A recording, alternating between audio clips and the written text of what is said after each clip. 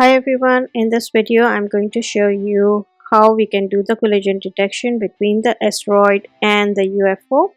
So let's start. The first thing we need to do is we are going to write collision,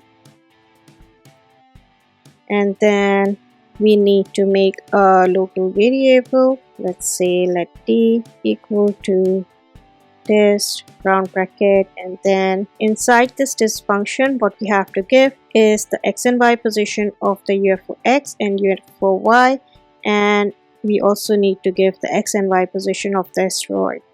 So let's write this down: UFO x comma UFO y comma asteroid x comma asteroid y. So now we have calculated the distance between these two and we have stored it inside our variable. So the next thing we need to do is we need to make a condition, and the condition is going to be that how much distance it needs to be when we can say the two things are collided with each other.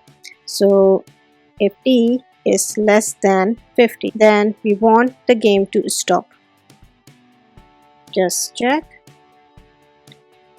You can see when we keep the distance of 50, there is some space, but the collision happens and I cannot move anything, and the asteroid also stop moving.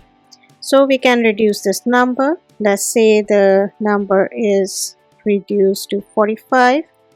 Again, let's try it out, and you can see now it seems to be hitting the UFO in a proper way. We can also reduce a little bit more. Now you can see is hitting it in a very nice way. The collision is seems to be happening right now.